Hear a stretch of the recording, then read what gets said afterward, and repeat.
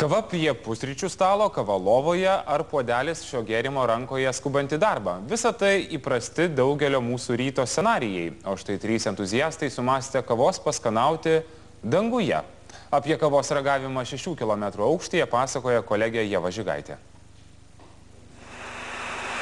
Kiek po 5 ryte.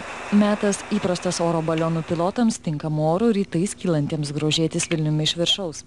Tačiau šis skrydis bus neįprastas. Balionas kils į 6 km arba 20 000 pėdų aukštį.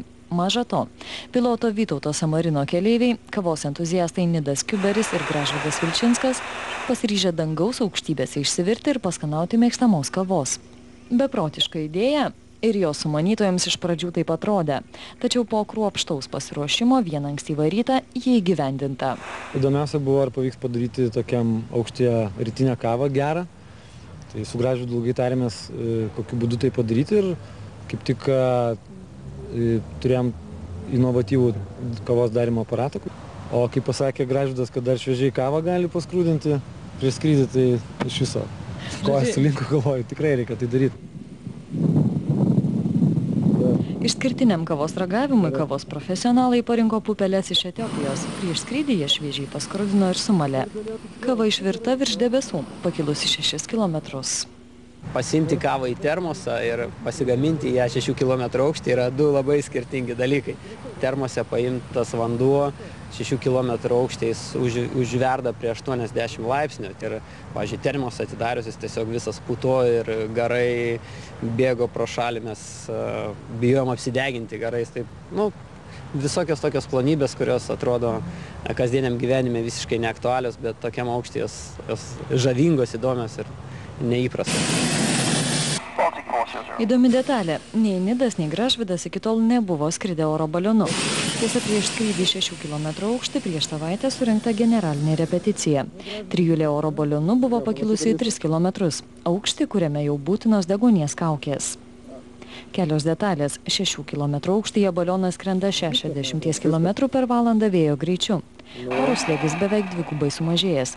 Oro temperatūra -20–25 laipsniai Celsijaus. Naudojam iš tikrųjų slidininkų aprangą, šiltus batus, aišku, pirštinės šiltas. Turėjom kapišonus šiltus, specialius akinius nuo saulės, nes ten iš tikrųjų saulė labai pikta. Nu ir ką, ir turėjom kaukės jo, kad galėtumėm kvėpuoti tokiam aukštyje.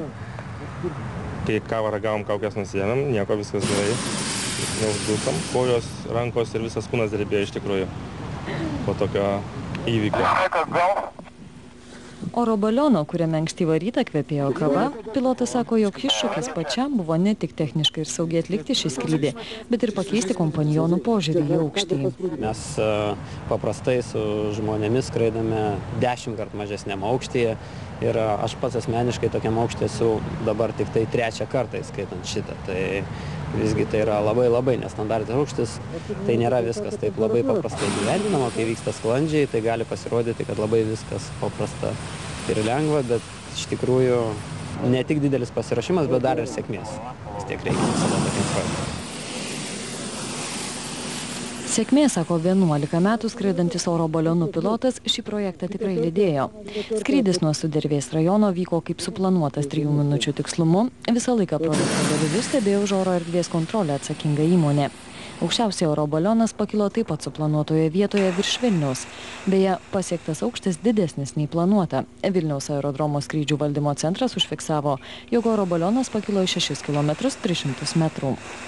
Kava danguje tikrai ne paskutinis neįprastas projektas, šypsosi Nidas. Būkite tikri, ką nors dar sugalvosim.